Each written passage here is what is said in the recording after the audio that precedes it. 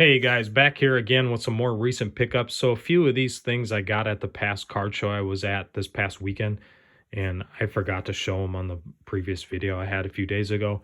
Well, one of them is this JMS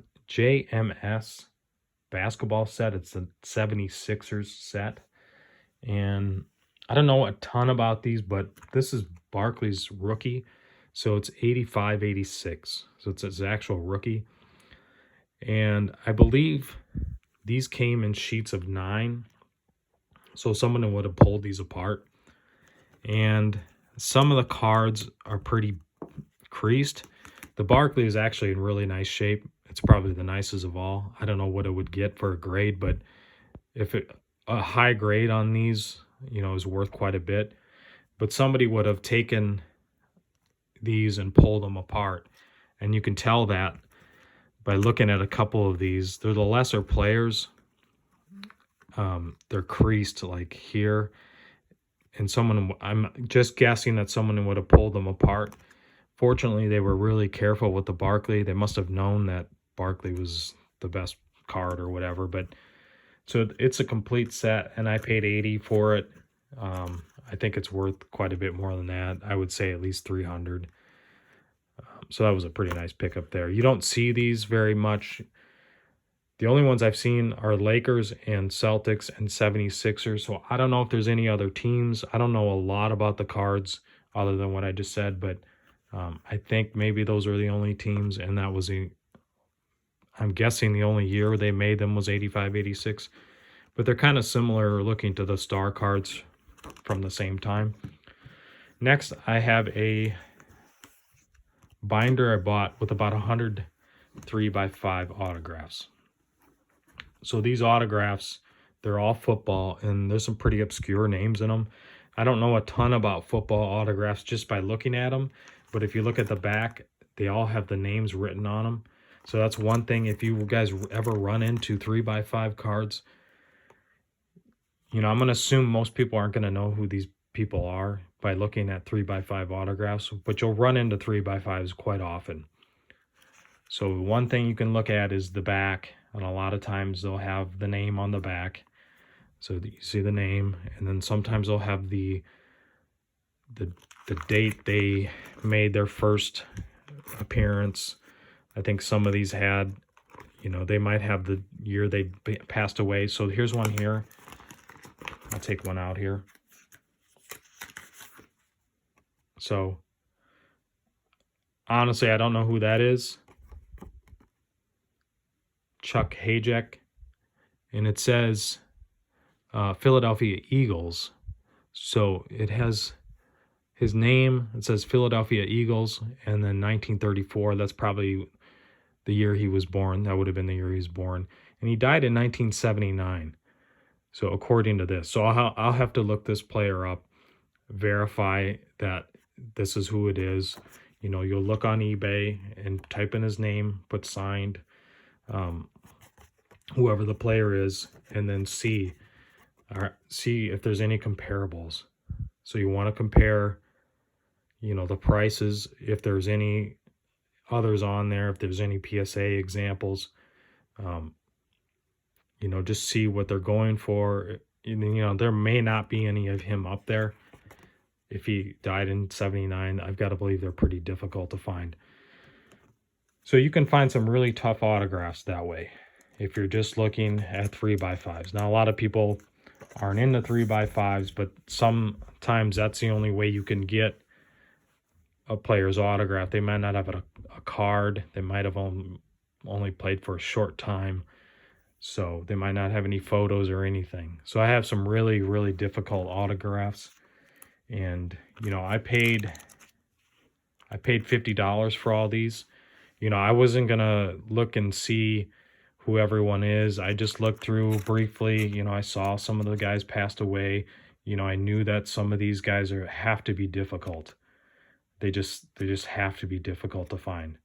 So, for $50, I'm only paying about 50 cents a piece. So I think there was around 95 total. I'm not gonna, they're in the binder already, so But it's still quite a bit of work. You're going to have to look up each of these players. Some of them are not going to be really worth anything. If you wanted to, you could sell them in a lot.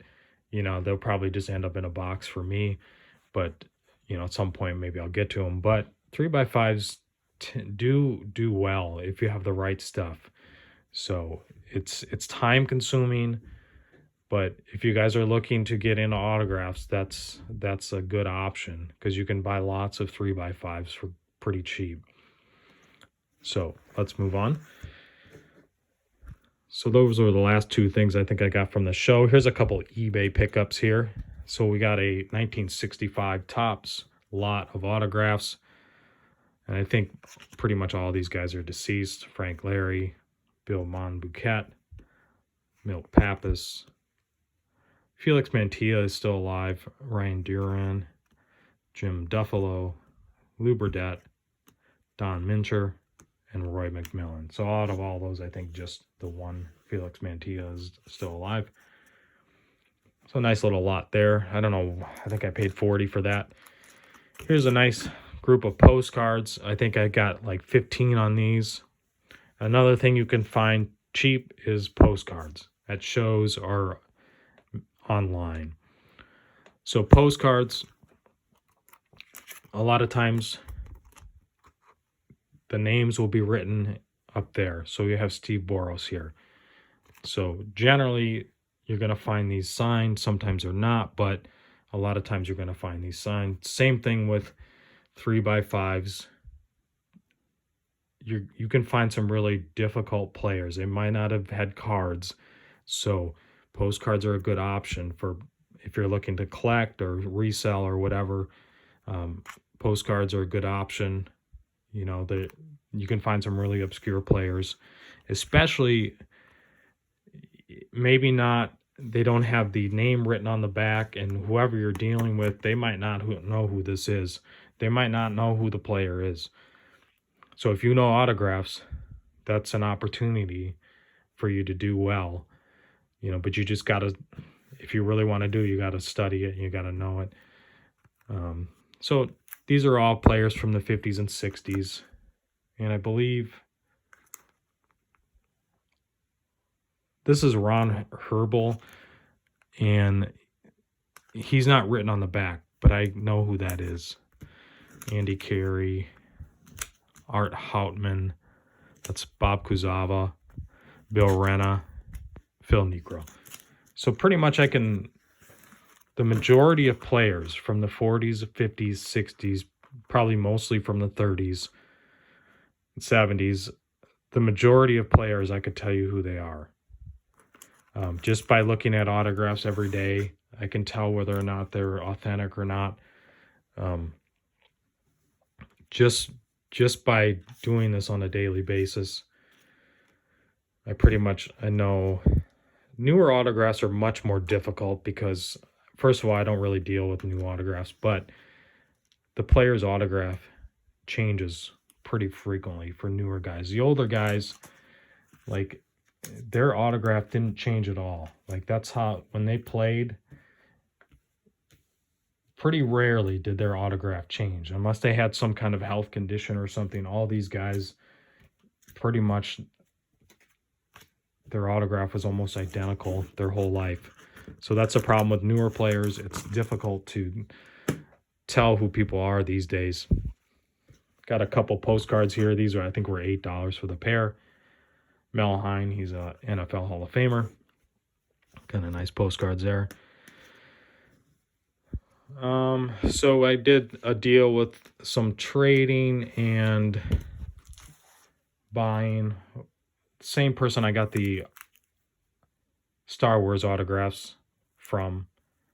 I did a big deal with sports stuff too. So this is a Joe DiMaggio, Ted Williams. Again, this is like the Star Wars autographs. If you watch my past video, like a bigger size item that he made, and they both came from authentic pieces from Beckett and JSA. So he cut them and put them both in a like a matted piece here. That would look pretty nice framed, really. maybe with a photo, 8x10 photo too or something, but pretty well done there. So we got some newer stuff here as well. Got a Pete Alonso, Topps Finest, numbered auto, Wander Franco, it's a Garrett Cole, Kyle Schwarber, Cabranian Hayes. Hard to see that one there, but these are pretty cool cards here. This is Trey Mancini. Picture of their college uniform. Some Juan Gonzalez cards. I think he got those through the mail.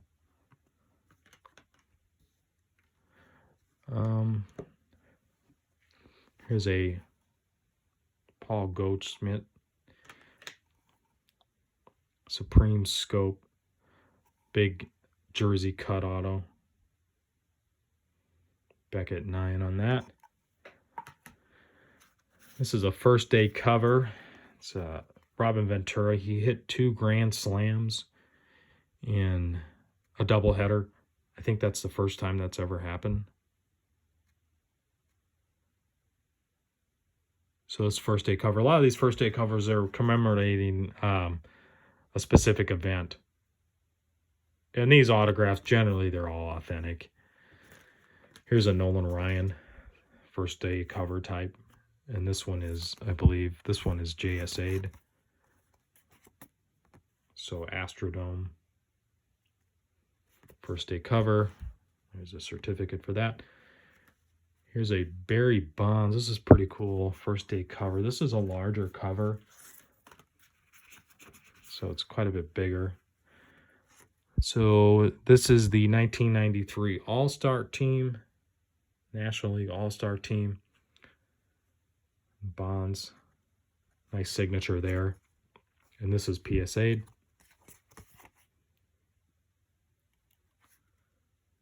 That's a pretty cool one. Actually, I haven't had much of a chance to look at these yet. So next we got some more here. This is a Ronald Acuna flash auto. Got it. Dante Bichette, or Bo Bichette, excuse me. Dante's son. Sam Huff. Max Muncy. Blaze Jordan. These are just some unsigned stuff and some signed stuff. Cody Bellinger, Aaron Judge, Trout. There's a Tatis auto, Vladimir Guerrero Jr. auto, Joe Adell, Matt Olson. So this was a pretty big deal that we did. I don't know what exactly it was kind of an ongoing deal that we made. So we got this Mike Trout numbered out of 36.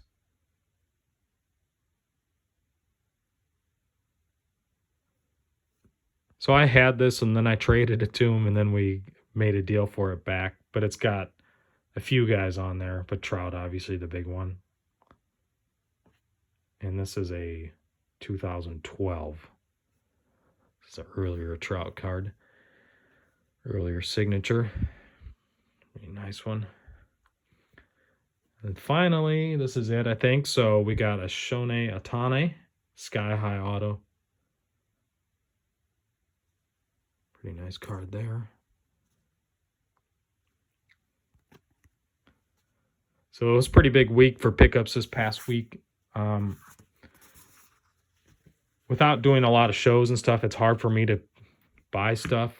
But the past show I went to was a nice show. I'm going to be in Chicago in November.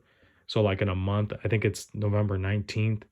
I'm going to be there. I believe I'm going to be set up. So if you guys are going to be at that show, shoot me an email or drop me a comment or something.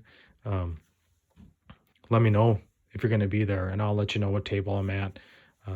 They should have a layout there, I think I'll probably just have one. Normally I do 2 tables, but I'll probably just have one this time. But if there's anything you guys are looking for specifically, I can bring autographs or things like that. But I'll have some of this stuff out, but I'll probably have a lot of $2 and $5 cards, things like that.